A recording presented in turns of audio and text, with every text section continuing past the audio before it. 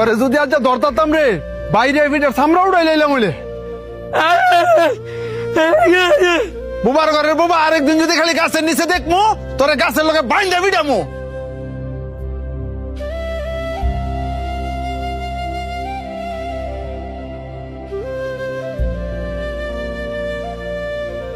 ভাই বাবা সরন্তে তোরে না করছি এই ময়লা কাগুলি আমার সামনে নাই কি তোর শরীরের গন্ধ যে আমার সহ্য হয় না এটা কি তুই বুঝস না? হ্যাঁ কথায় কাজ হইতো না, হ্যাঁ একদিন ফিসপুরা বান দিয়া ঠিক মতন ফিরাইতে হইব, তাইলে আর আঙ্গ লাগাইতো না। বাহ, খুব সুন্দর কথা কইছস। হাই তোকে পছন্দ করে দিকা আর ভালোবাসা দিকে তো তোকে লগে আর তোরা কিনা কইতাছস হ্যাঁ রে ফিস মুরা বান দিয়া পরে ফিটাইবি। তো তুই তোর লগে হেরে রাখিস, হ্যাঁ শরীরতে কি গন্ধ বাড়ি তুই দেখছস? এক কাপড় বেড়ে সবসময় ঘুরে। এই যে শার্টটা দেখতেছস এটা আর বাপে পড়তো, আর হ্যাঁ আর বাপে সিরা শার্টটা পরে ঘুরে। হ্যাঁ এই শার্টটা কে লেগে পরে ঘুরে, কারণ হ্যাঁ বাবার অনেক পরিমাণে ভালোবাসে। হ্যাঁ তো তখন মতন সামর্থ্য নাই যে চাইলে রং বেরঙের কাপড় বেরো ঘুরবো।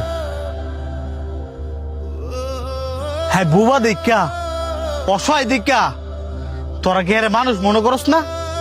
এই যে হ্যাঁ মনে আঘাত দিয়ে দিয়ে কথা কস, হ্যাঁ কি মনের ভিতরে কষ্ট পায় না? এই তোরা কি জানোস না হ্যাঁ মুখে কইতে না পারলো কানে সবে শুনে।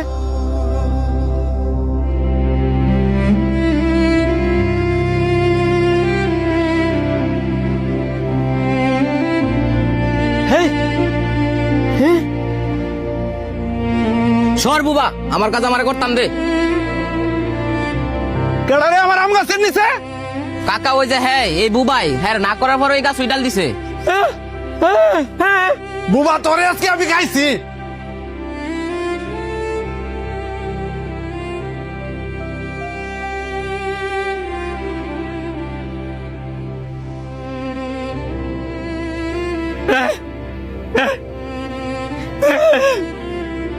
আমি একজন বোবা,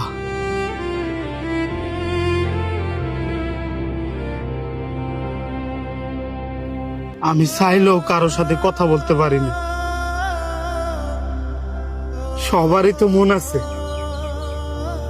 আমারও মন আছে, তার মানে এই নয় আমি বুবা দেখা আমার মনটাও বুবা।